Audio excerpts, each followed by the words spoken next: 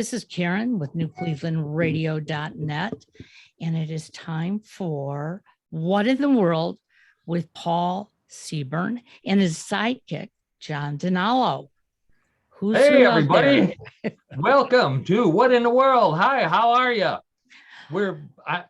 I'm so glad to be back podcasting. You would not believe it. I'm glad you're joining us. We've been off for 2 weeks. It seems like 2 months, Karen and John. I just missed everybody. I missed seeing you. I missed hearing you. I missed getting weird comments from everybody on Facebook. So we are back with What in the World. But you know, I have to apologize to your regular followers who actually watch us live. So right before we came on, I had to update my computer, and it updated, but it lost all the connections. Yeah. And so it was like, you know, we're going to record today, but we'll be back live next week. Well, that's the reason why we weren't here last week, too. As many of you know, I'm the editor and head writer at mysteriousuniverse.org, and we upgraded our website last week. So I have been involved with finding bugs in it, with helping all of our writers make it through, learning a new system, and it was exhausting. So we had to make a decision last week, and that's what we did. But the decision this week was, no way, we're on. We've got weird news, sometimes strange, always funny. That's our motto. We've got Karen Hale, the media mogul at newclevelandradio.net, and our producer and co-host. When you're done with What in the World and catching up on all of our podcasts, please go and visit all of the podcasts that Karen has at newclevelandradio.net. And of course, doing our color commentary and sports is John DiNallo. Hey, John. Hi, Paul. Hi, Karen. Hey. Good to be back after a two week hiatus. Definitely. So without further ado, let's get right to the great weird news stories we have. We had 2 weeks to pick from, and I'm going to apologize in advance to those of you that are following us on Facebook, following me, because I posted a couple of stories that I just couldn't squeeze in. So I'll save them for next week because they're just so weird.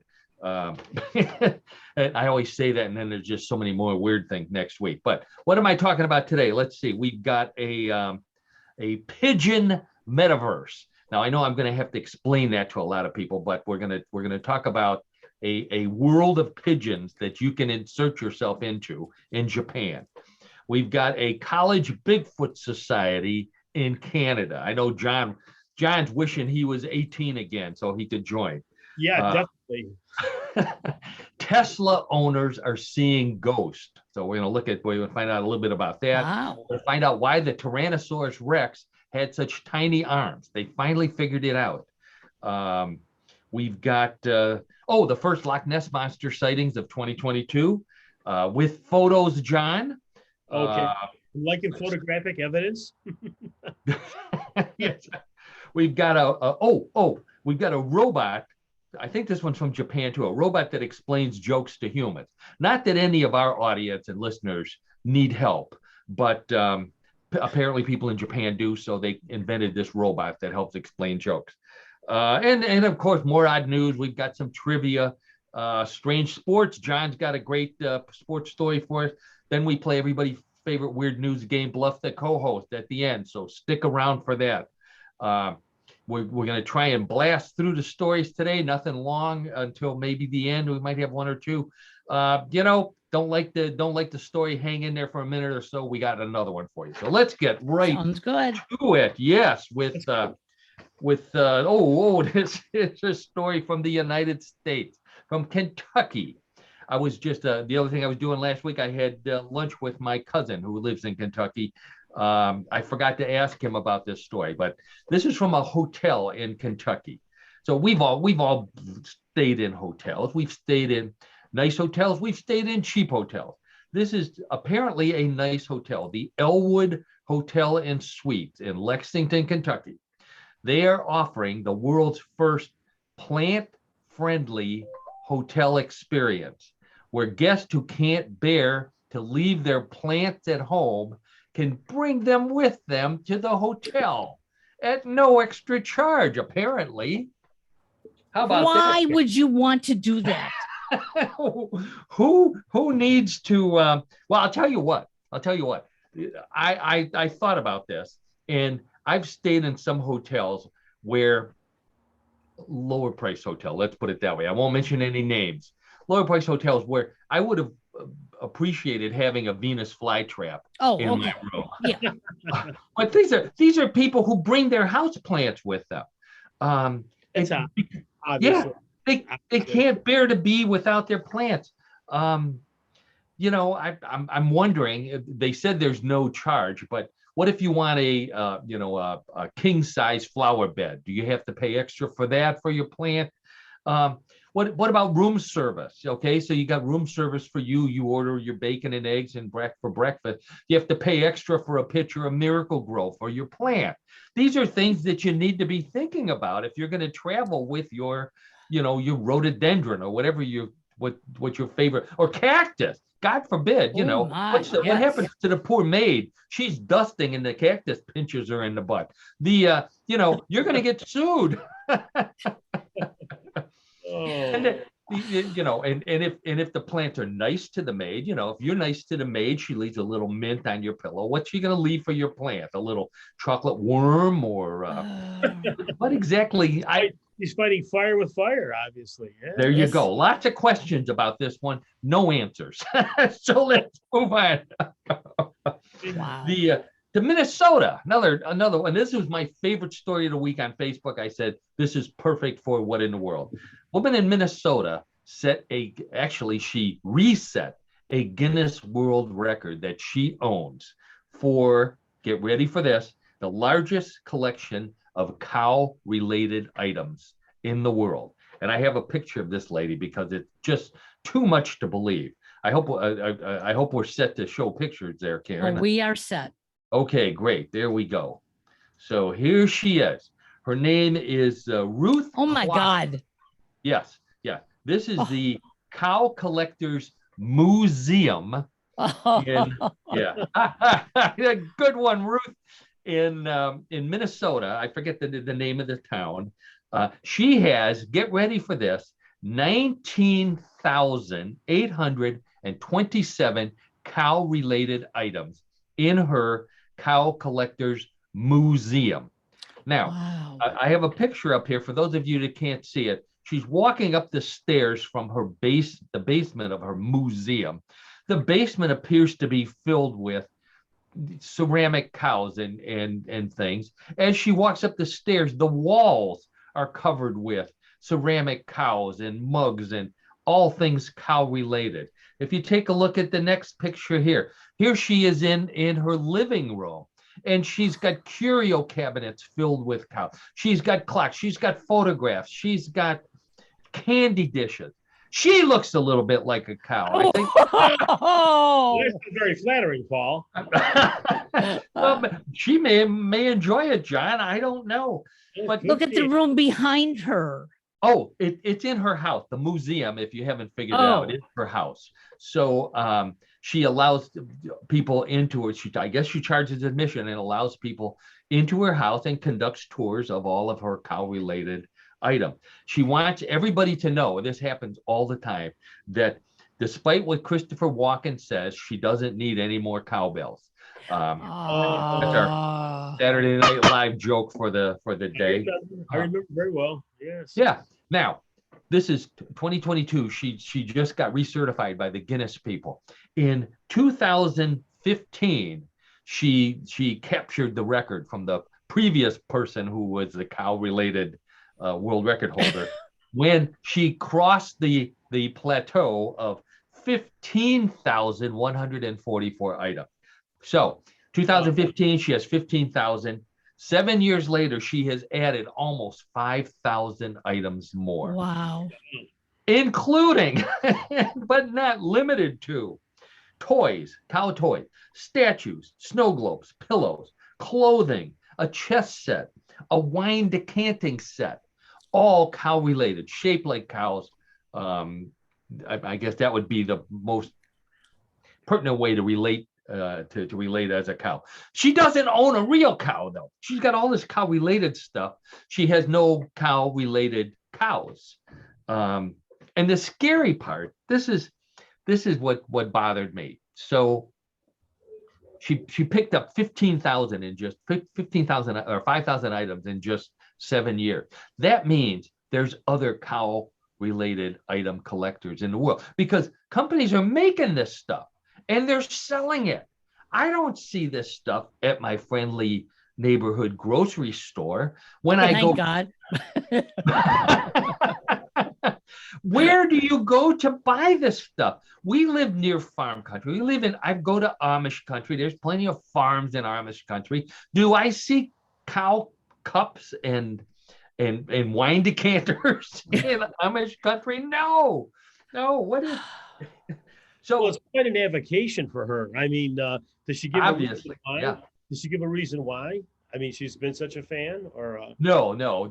But she's probably in therapy, John. I would think. I don't know. I think I have another picture over here, by the way. Let's take a look at this one. Oh, this is her bedroom. Her bedroom is Oh my filled with God. cow stuffed animals. Look at that. A cow-related bedspread, a pillow cover. I'm assuming photos. she's not married. Well, I wouldn't assume that, Karen. There's plenty of guys that like Cows. cows. Okay. So I looked around my office. Now my office is pretty well cluttered with a lot of stuff that I collect. And I looked to see if I had anything that was cow related. And I looked and I looked and I looked. I have some buffalo nickels, but I don't think those count. But I found one thing. Now this came from my father, and he had it on his desk for years and years and years. And when he passed away, that was one of the things I asked my mom for. This is let's see if I can hold it up here. This is a wooden buffalo carved from a piece of wood, very heavy. I don't know what kind of wood it's made out of, but so there's my only cow related item. Now, for those, many of you know, my good friend John DiNallo is a collector of many things. So I thought I'd ask John, in your vast collections of stuff, do you have anything that's cow related? You know, Paul and Karen, I'm happy to say that I do not. And I also will say I have no interest to try to expand into cow material. I mean, not to be funny. Wait a minute. You do collect sports memorabilia. I do, Are you telling me in that collection there's nothing of a team that has a cow or possibly a buffalo as their mascot? Well, maybe cowhide. Okay. Oh, there you go. Yeah. Oh, yeah. I mean, cowhide's used in all types of things, but I'll have to look into that because I have really no Buffalo material per se. I'm not a Buffalo Bill fan. I'm not from Buffalo. I'm from Cleveland, and just thinking further, I don't know if there's anything that I could relate to that. But I'm pretty much assured that I will never have an interest in collecting anything related to cows. Nothing against this lady. I just don't feel it. I'm not feeling this one, folks. Okay. All right. Well, I'm not going to hold you to going through your collection and coming next week with a sheepish look on your face. Well, by the way, do you have any sheep? Any sheep? I do not. Let's just leave it at that. Let's just leave it at that. Okay. Oh. Since I mentioned sheep, completely accidentally, but I had dinner with my cousin Ellen, who was on the show way back when we did it back at the Panera Bread. Yes, absolutely. And her husband Daryl. So we were at the Ukrainian church in my old neighborhood. It was in my backyard, for the house where I was growing up in Parma, Ohio, which is the most heavily populated Ukrainian area in the state of Ohio and like the top 5 in the United States. So and we had a wonderful fish dinner. It was Friday for Lent, and I was regaling as I do with the stories of growing up when that church was not there. And back when I was a kid, 4 or 5 years old, it was a farm, and there were sheep grazing where we were having dinner. So I wish I had Yeah, I wish I had a photo of that. Now, if anyone, I would have been the sheep collector, but boy, we really We went digress. off on a tangent on that one. Let's get right back to something good. Okay, let's talk about Lucky Charms. Lucky Charms have been in the news this week. Everybody should be familiar with the Lucky Charms, the cereal, right? Sure. Yep. When was the last time you had a big bowl of Lucky Charms, John? Wow. 30 years. 30. Oh, I bet it's more than that. Yeah. Yeah. But, I remember when I was small, or you were young or whatever, we used to have those.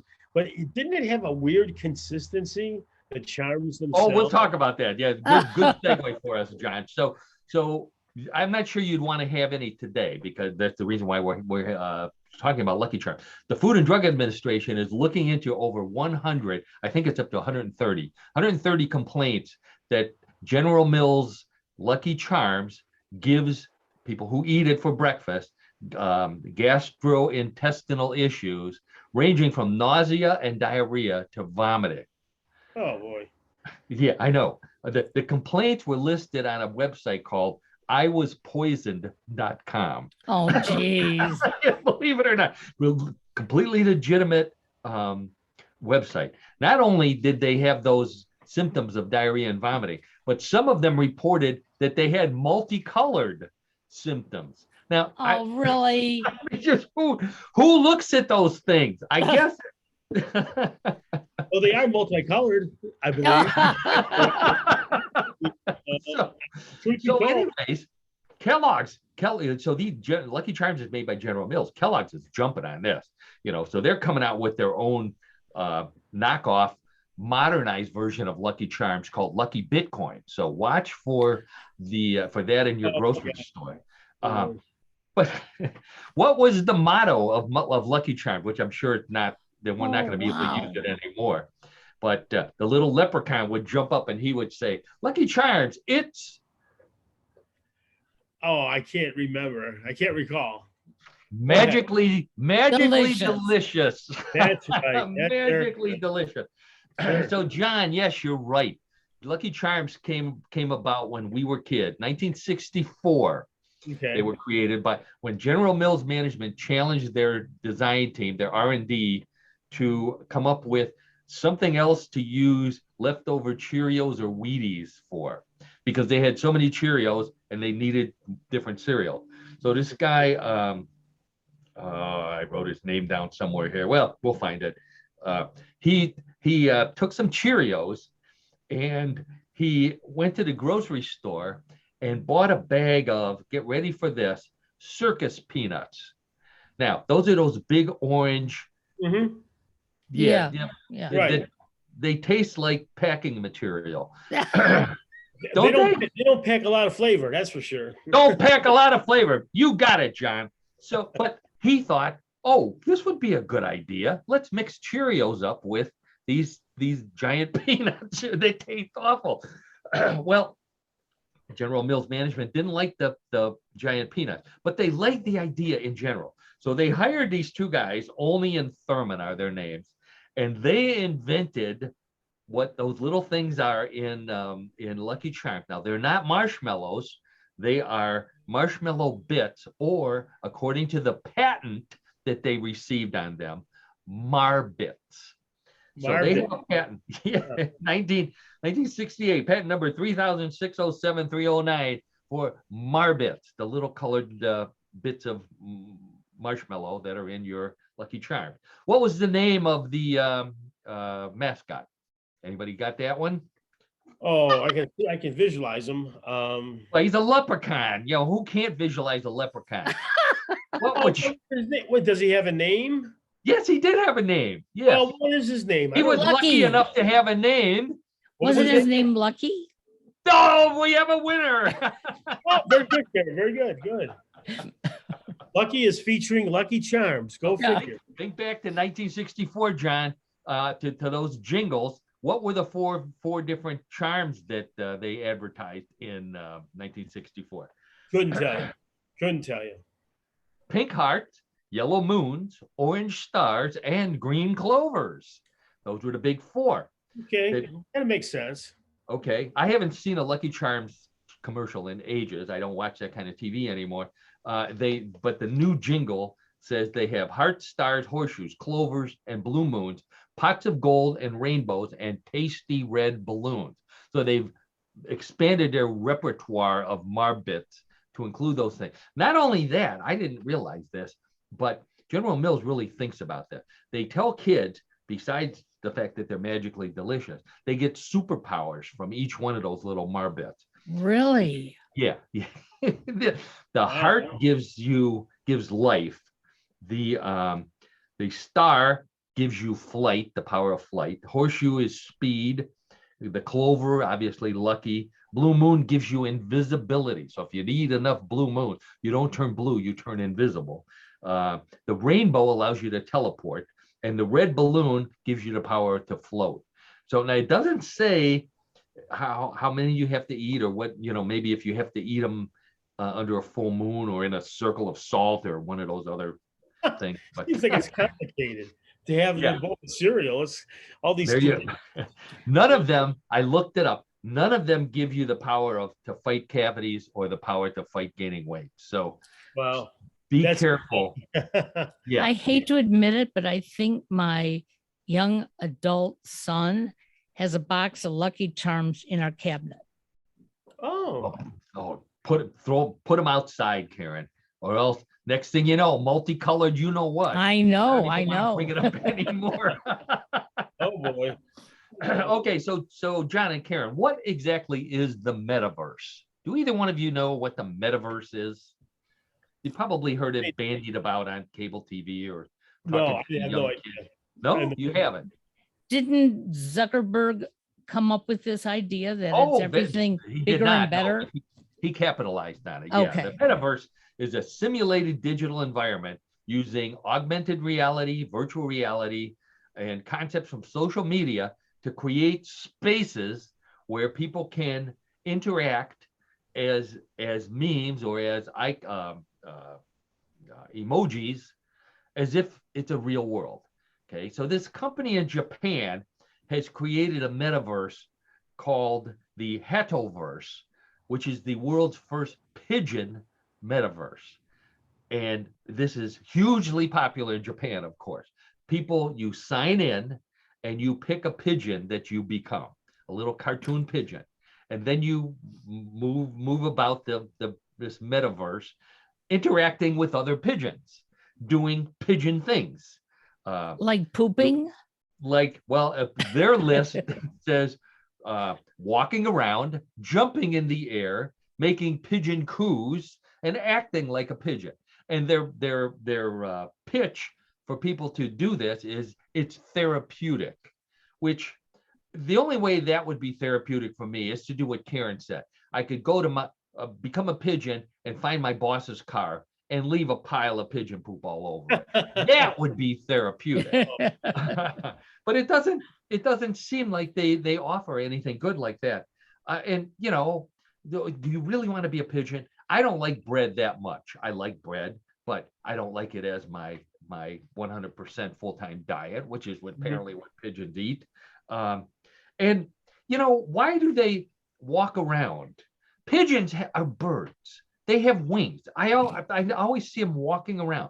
They don't fly very much. Why don't they fly? That's what I would do if I was in the metaverse. The lovely Donna and I were driving down the street just yesterday, and two geese, we had to wait for geese to walk across the street. Geese have big wings. They do, yeah. Why do they walk?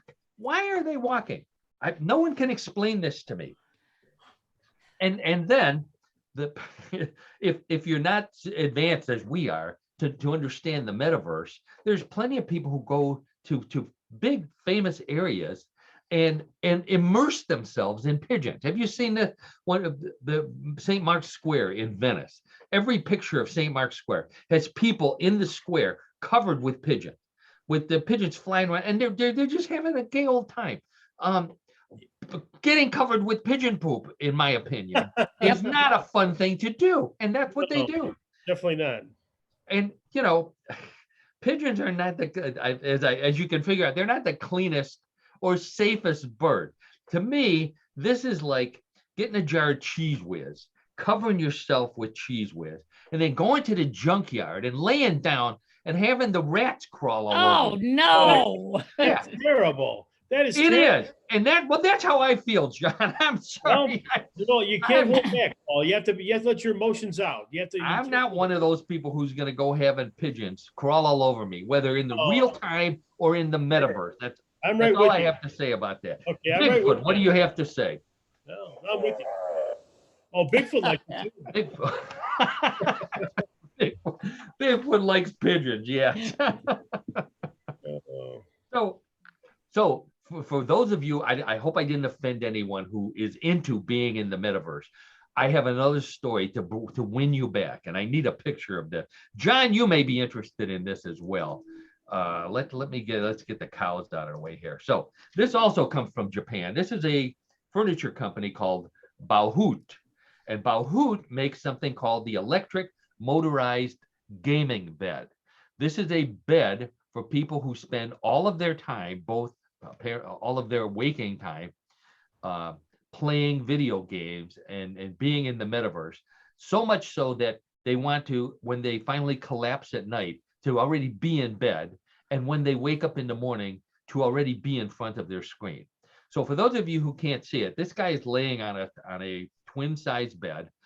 He has his keyboard there. He has 3 screens. He has a microwave. He has looks like those curly noodles. Ramen. Ramen noodles, right? And a little refrigerator. So he's got drink bottles. He's got clothing. He has a bar with clothing hanging on it. So he even has a closet next to him. And when he wakes up, John, this is what he does. It's motorized. So he just presses a button and it folds right up. It lifts his legs up. It swings his keyboard in front of him, and boom, he is metaversing, as the kids say. Metaversing. God. Very good phrase. Metaversing. Wow. Yeah. So I had I showed it to some people, and they said, well, what happens when he has to go to the bathroom? And I said, you must not have been paying attention when I said he has a full stock of drink bottles over here. Because obviously that's what they do. I don't know where he hides them. Maybe there's another robotic arm there somewhere that takes them off someplace into the bathroom-averse. I don't know, but you have to look into that. Oh, John, I thought of you when I thought this is perfect for watching football games. Think about it, John. It would be. I could watch many games, which I try to do anyway every Sunday. There you go. Multiple games. Yeah. Instead of split screen, you've got 3 screens. You got your adult beverages. You've got your snacks, a microwave. You wouldn't have to leave the area. You would. That's right. All you need is a bell to summon your lovely wife. And I know what would happen if I did that to my lovely wife. She would take that bed and fold me up into it. Yes, she should. With a bad end there. Yes. And I'd have to go to the doctor, which is a segue into our next little story here. So that's the what is that called again? Some kind of electric motorized gaming bed. Wow, hard to believe that people are paying money for these kinds of things. So this story, this is another story from the U.S. I don't know what city it was from, but all of us have had doctor's appointments recently. All of us has been in hospital environments recently. So I never thought about this until I read the result of this survey, a new survey of surgeons. Okay, so these are the doctors that are in the operating room.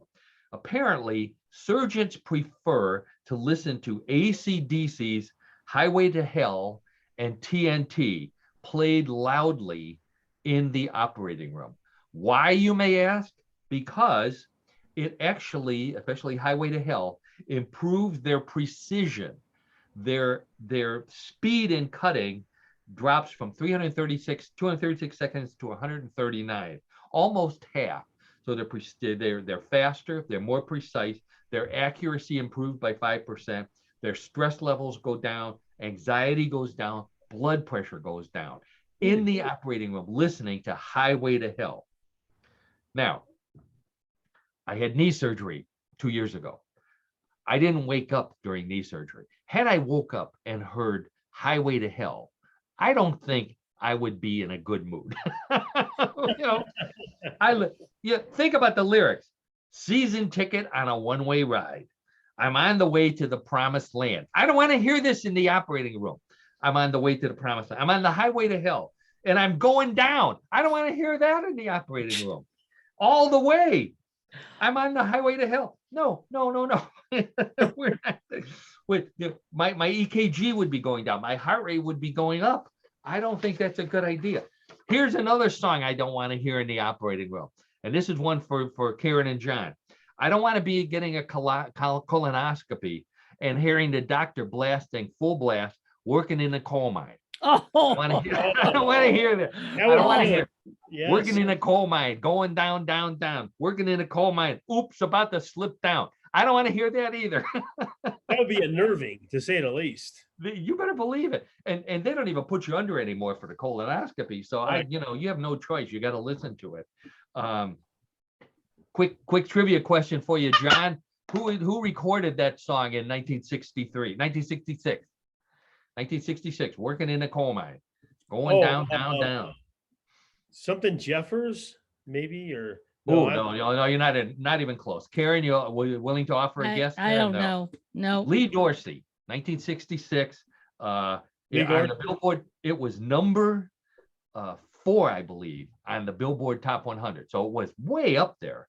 Great old song. You still hear it on the oldie station. 1981, Devo recorded it. Their version made it to number 43. So not as good as Lee Dorsey's. Wow. Now, I mentioned the artificial intelligence that explains jokes to people. And I said, we don't need that on this show. Everybody gets my jokes, right, John? Yes. That's sounding very good. Not always. I wasn't going to ask Karen because I know the answer. So this comes from Google of all places. Google has researchers working on a something called PaLM, P-A-L-M, that is a text generating language model that they use to interpret and explain jokes told by humans. It's so human. It's so human. How human is it? It's so human. It knows to laugh at your spouse's jokes even when they're not funny. That's how human it is. And it doesn't explain them to your spouse. So here's an example. They gave an example. Here's the joke. What's the difference between a zebra and an umbrella? And the punchline is, one is a striped animal related to horses. The other is a device you use to stop rain from falling on you. Okay, so no one's laughing at that one. We turn to PaLM to explain what does this joke mean? And according to PaLM, this joke is an anti-joke. The joke is that the answer is obvious, and the joke is that you were expecting a funny answer, which is true because it's called a joke, PaLM. That's why we're expecting a funny answer. So we may need help for our show, but we don't need this thing. So Google, go back to the drawing board, try something else. All right. Now let's check our time here. This is for the Tesla owners. I know we must have at least 1 or 2 Tesla owners listening to our show. This is for you. And I don't know if you've noticed this, but Tesla owners have been reporting strange things happening when they drive through a cemetery. What kind of strange things? They see ghosts. And if you don't believe it, they actually recorded screenshots of the ghosts that they see. So let's take a look at a screenshot. This is there we go. This is a screenshot. So you can see somebody was using their phone, looking out the window, the front of their Tesla. And of course they can do it with no hands because it's in auto drive or whatever they call it.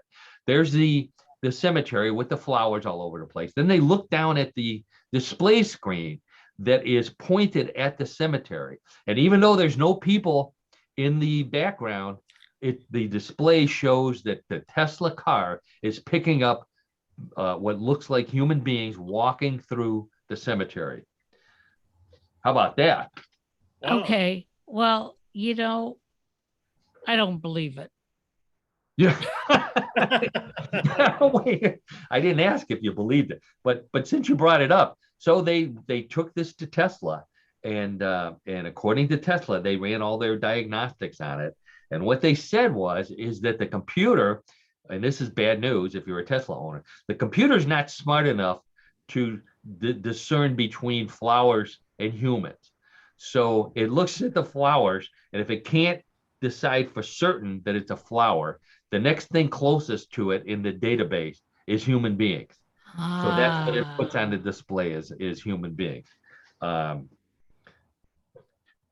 Musk says it's a ghost, and they're coming to tell you to stop making fun of him, which is directed at me because I do stories about him all the time. So anyways, I thought that was interesting for any Tesla owners. Try it out. Go to the cemetery. After you visit your loved ones, then take a look around on a display and see if you see any ghosts. Something to do on a Tuesday afternoon if you're not listening after you're through listening to What in the World. Okay, let's take that down here. So this is for John. I thought of him immediately when I read this story, and for our good friend, Mr. Bigfoot. Trent University in Ontario, Canada, is home to the Trent University Sasquatch Society, which is a Bigfoot lovers club that the students set up and have dozens of people as members. They didn't join a fraternity like John and I did, which is where we met. They're not in any kind of mathematics club. They're in the Sasquatch Society. Finally, positive news about today's youth. They're studying Sasquatch in college. So what do? The Sasquatch Society, they go on exploration. They trudge through the woods to follow up on tips that people give them that they saw Sasquatch in the woods. They meet online for weekly question and answers with Sasquatch experts. Now, they haven't called me yet. Perhaps they've called my friend Bigfoot, who always has a strange answer for questions. And what's really amazing to me is that they go on these hunts and they have these meetings, and there's no adult beverages or adult substances involved. They are deadly serious about this. They love Bigfoot, and they set up their college club, the Sasquatch Society, to go exploring for Bigfoot. So I thought that was great. Canadian youth, good for them. So okay, all right. It's question time now, and this is for everybody listening to the podcast at home. What's your favorite smell? Karen, what's your favorite smell? John's thinking. I know. Vanilla. Vanilla. Yeah. Okay. John, what's your favorite smell? Freshly cooked bacon in the morning. Oh, wow. Oh, wow. Good thing it's the afternoon, because I'd run out and make some. Okay, so this was a survey question, and the number one answer was vanilla, Karen. So you're Karen, with very the good. majority. Number one answer, vanilla. This was the study. Not only asked it of people in cities and in the country, but they also went in and asked different cultures to compare cultures. They even went to indigenous societies in Africa and South America to find out what smells they liked. And believe it or not, vanilla was the number one smell and crossed cultural boundaries. So a lot of people like vanilla. Number two was vanilla first. Number two, ethyl butyrate. You remember Ethel, John? I know you. Didn't you date Ethel? The ethyl butyrate, which is a fruity smell, that's the chemical term for it, was number two. Number three was isovaleric acid, which is a pungent. Oh, this was the last one. This was not the last one. A pungent, unpleasant odor associated with cheese, soy milk, and sweat. Now, I've never associated cheese and sweat. But if I did, I'd stop going to fondue parties, because that would really turn it off for me. That's awful. Yeah, cheese. So that was the last one. So and these smells cross cultural boundaries. So that was the result of the study, that scents and odors are a matter of personal preference. Favorite smells, it's a matter of personal preference. It's not genetic, it's not cultural, which I thought it would be, because I thought, everybody's favorite smell in Cleveland is the smell of grilled kielbasa and bratwurst. Apparently, there's other cultures that are not from Cleveland that like that, but not carrot, obviously. No, grilled vanilla beans, maybe. Oh, boy. No, I don't think that either. No. Keep it to vanilla bean ice cream, which I love, by the way. Yeah. All right. Well, speaking of smells, the analytical chemists studying 3,400-year-old jars that were removed from a tomb of ancient Egyptians, 3,400 years old. These jars still had a smell in them. So they took the lid off. These Egyptologists, they're brave folks, took the lid off, stuck their head in there, and took a deep breath. And what they smelled, believe it or not, from this tomb was fish, fruit, and beeswax balm. Those were the dominant smell that lasted 3,400 years later. And they believe that these were gifts given to the mummies to help them into the afterlife, which amazed me, because I never thought mummies got chapped lips. And yeah, there's beeswax. Well, they're in Egypt. Yeah, John, where do mummies get chapped lips in Egypt, in the desert?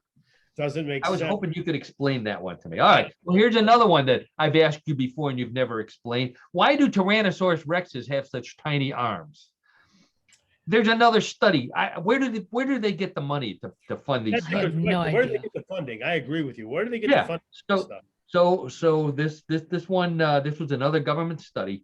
They analyzed the fossil remains of T-Rexes, which, by the way, came from the United States. Most of the T-Rex skeletons that they found, the complete ones, come from South Dakota, from different areas like that in the United States. So what they found was the Tyrannosaurus Rex evolved tiny arms to lower the risk of accidental bites by the massive jaws and sharp teeth of other Tyrannosaurus Rexes as they gathered around whatever it is they killed in a feeding frenzy.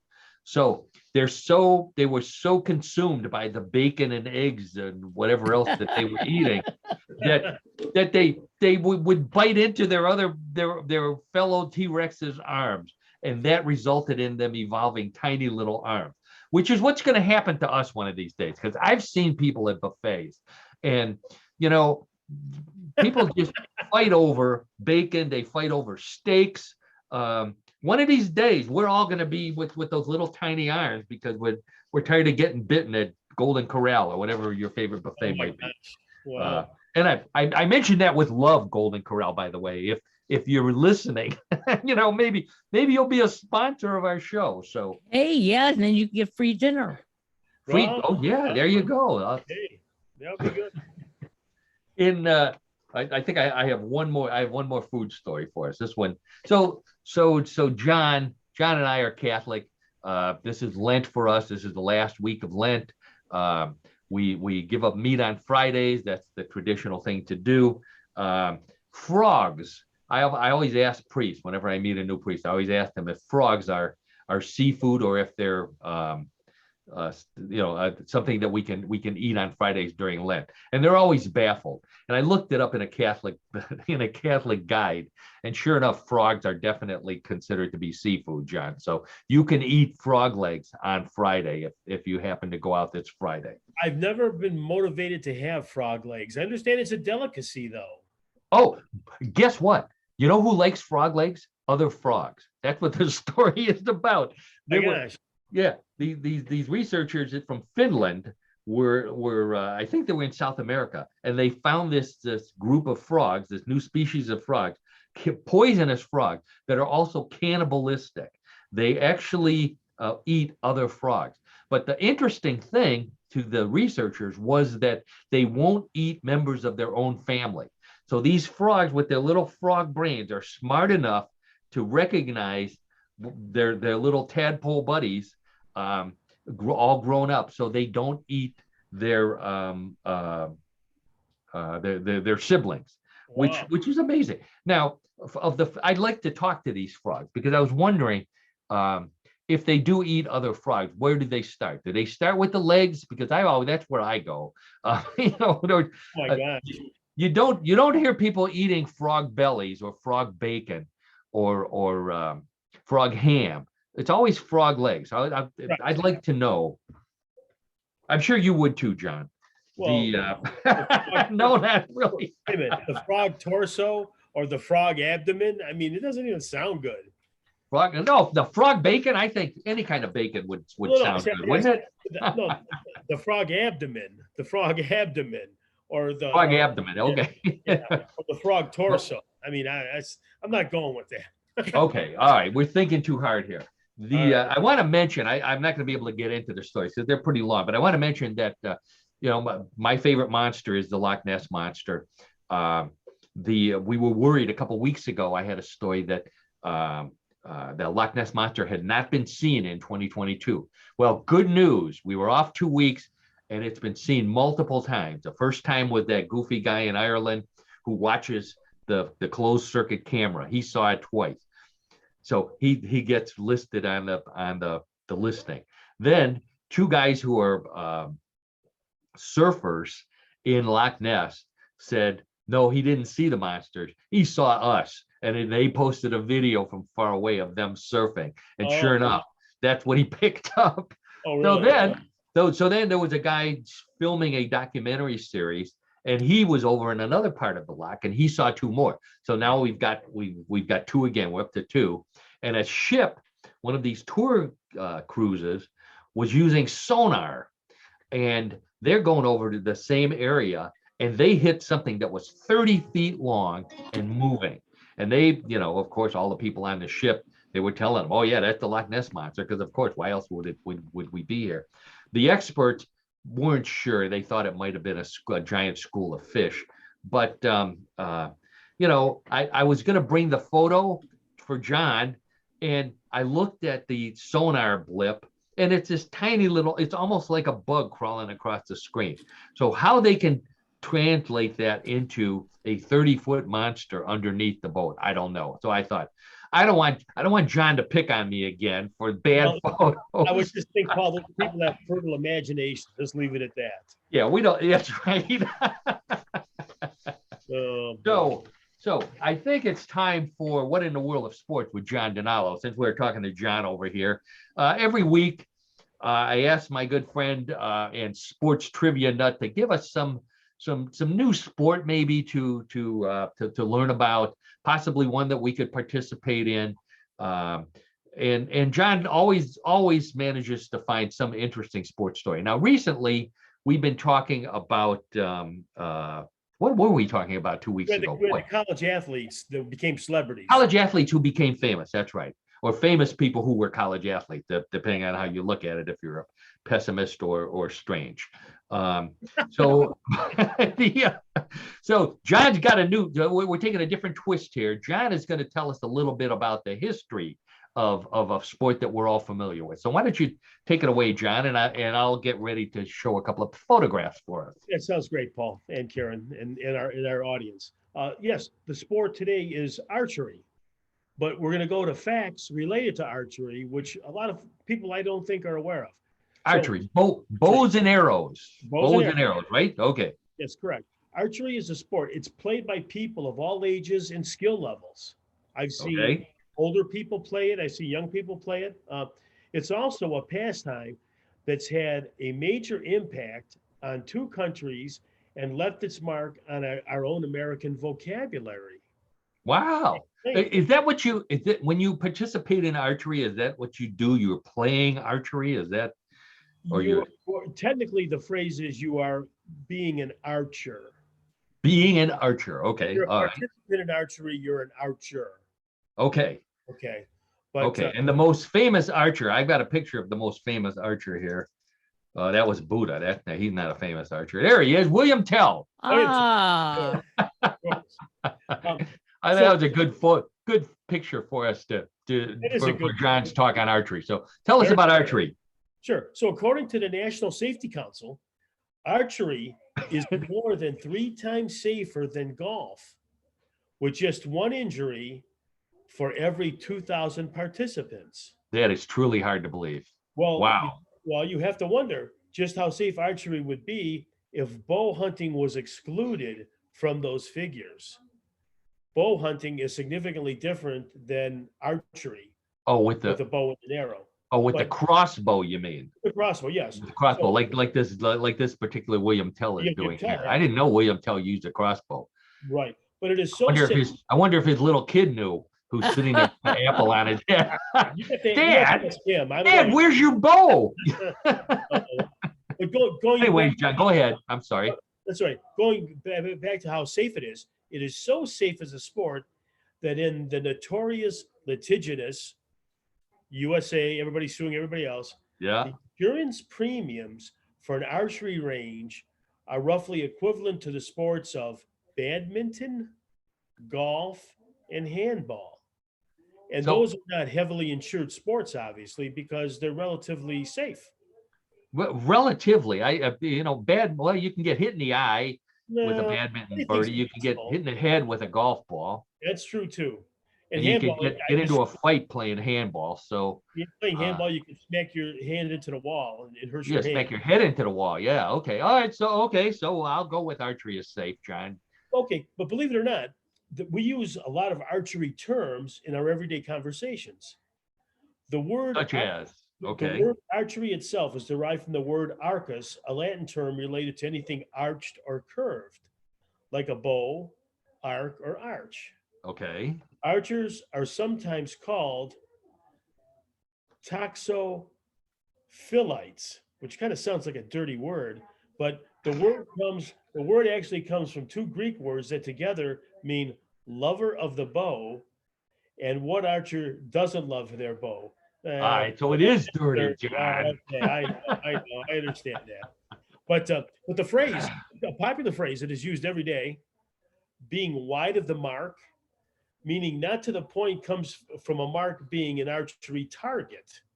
Wide of the mark. That makes sense. Okay. And also, highly strung or high strung might have been to do with stringed musical instruments, but many believe it's to do with a bow which has been overstrung with a too short string. Yeah, yeah. Okay. Now, the implication is that a bow with the string too tight is on the verge of a breakdown. Oh, makes sense. Okay. All right. Also, parting shot comes from the term Parthian shot, which is a shot taken behind you from horseback as you ride away. Wow. Okay. Parting shot. So your last shot. Right. And then from archery. From archery. Finally, a rule of thumb comes from when the thumb was used as a unit of measurement because it indicates the correct bracing height for a longbow. Wow. Rule of thumb comes from archery That's too. an interesting point, I thought. And what we like to talk about archery, the Kingdom of Bhutan, high in the Himalayas between China and India, made archery its national sport in 1971 when Bhutan finally became a member of the United Nations. Now, wow. They take their archery very seriously. From its first attendance in 1984 until 2008, Bhutan only competed in one sport at the Olympics. And yes, you guessed it, it was archery. Bhutan, the archers. Okay. Okay, but here's an interesting point. And yet, they have never won a medal, including in the Tokyo Olympics last year. Well, they train in the mountain. The air's too thin. They come down. Maybe that's it. Sure, but you'll be surprised, everyone. The country for archers, the most successful archers, is South Korea, which is one of the most archery medals in Olympic history. That country has won 27 gold, 9 silver, and 6 bronze. In archery. Wow. Now, winning Olympic gold there gets you a monthly stipend for life. Oh, no wonder. These pensions were originally cumulative until 3 different South Korean archers each owned 3 gold medals. At that point, the finance department started to get worried and things were changed because of that. Wow. So there's always a catch. Always, yeah. Okay, but get rich in archery. There you go. The last thing to remember about the sport of archery, at least from a factual standpoint, is never ask an archer, so what's the point? Oh, I just be careful. I mean, a person has a bow and an arrow, and I don't think he's in action or she's in And action, knows how to use it. There you go. and they know how to use it. Exactly right. Yeah. Wow. Well, that's good. What's the point? I like that. The okay, John. Well, John, thank you. We learned more things about archery than we never thought we would. Well, yeah. Likewise with myself. I mean, I really didn't know a lot about it, and we may have another show in the future where there'll be more archery info points. But Well, we have to wait for that. I have another friend who would be interested in that. Normally at this point, I try to find some photos of John and myself that no one knows about when we participated in the sport, but I could not find any of John nor myself with a bow or arrow in our hands. However, I was telling this to an old friend of mine, and all of the information about archery that he didn't know either, and he was so excited that he decided that he's going to bring his old archery act out. And I want to put up a picture of him. There he is, Steve Martin.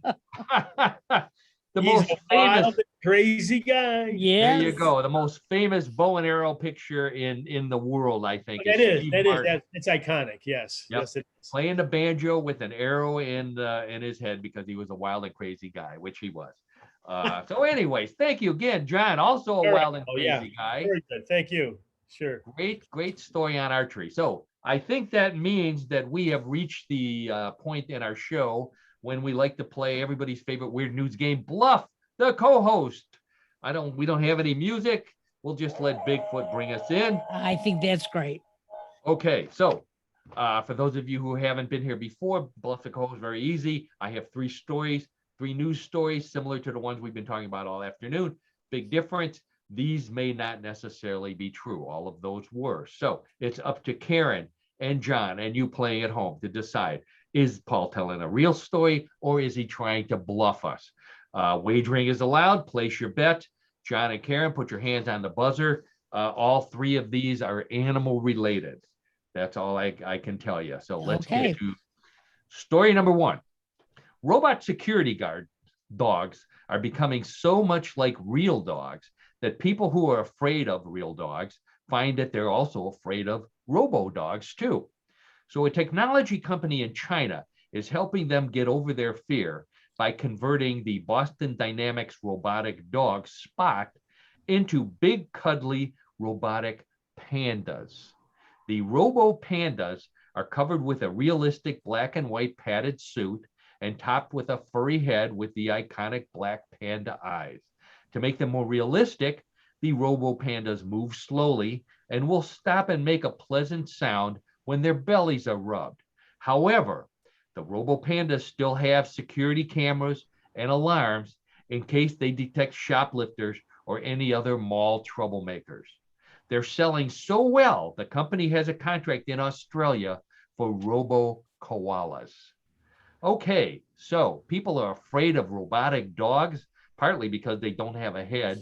So a company in China is converting those dogs into lovely, cuddly robo pandas. Real or bluff, Karen? What do you say?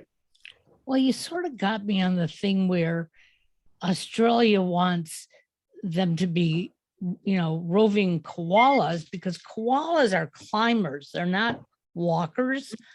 Right. I have to say it's fake. Karen says it's a bluff. Okay. How about you, John? Excuse me. Yeah, I'm going with Karen on this. I think I find it to be too hard.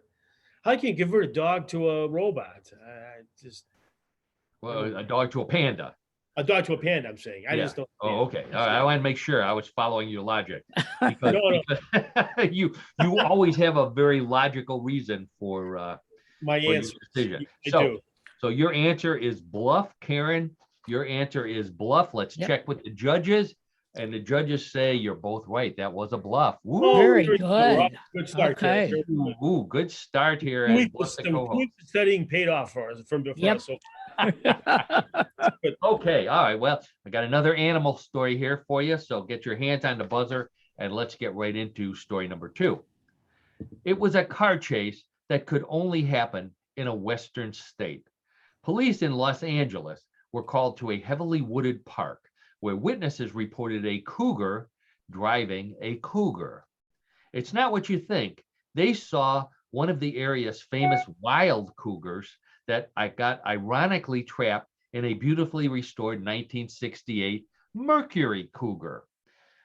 Which was, and the cougar in a cougar was slowly rolling around a parking lot after accidentally releasing the parking brake. Yes, this cougar knew how to drive a stick.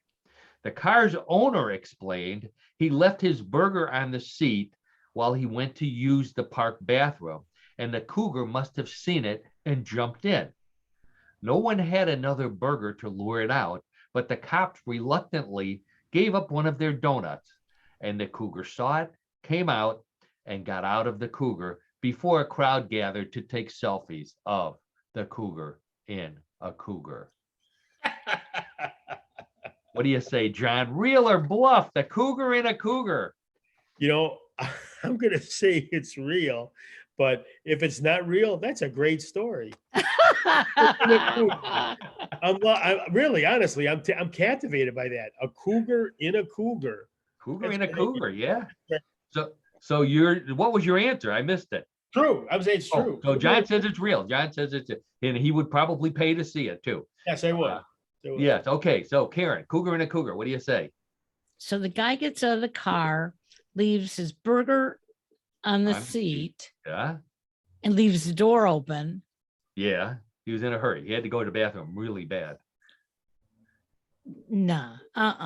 This is fake. He told the cops that he was going into the restroom, but he might have just gone to buy a tree. Yeah, it's a fake. So Karen says it's a bluff. John says it's a real story. Cougar in a cougar. Let's check with the judges who also like the cougar in a cougar story, and they said it's a bluff. Sorry, John. Karen, very good. Karen is winning. Okay, I'm going. Let's check the scoreboard. The scoreboard says Karen 2, John 1, but everybody knows points are doubled in round number 3. So John could come screaming back like those Cleveland Guardians did against the Kansas City Royals in the past 2 games. Right. John could be hitting a homer here with story number 3. So I'm gonna try. Let's get right to it. Story number 3. An elementary school teacher in Japan has been fired for running an illegal fish market out of his classroom and using his students as unpaid laborers. The teacher handles both reading and biology classes and got the seemingly brilliant idea while teaching reading to the kids with the Dr. Seuss book, One Fish, Two Fish, Red Fish, Blue Fish. To make the book more fun, he used his biology class aquarium to raise actual redfish, which were donated by unsuspecting parents and fed by their enthusiastic children. The scam fell apart when the teacher's friend dressed up as Dr. Seuss for a class visit, and the kids noticed all of the fish were gone after he left.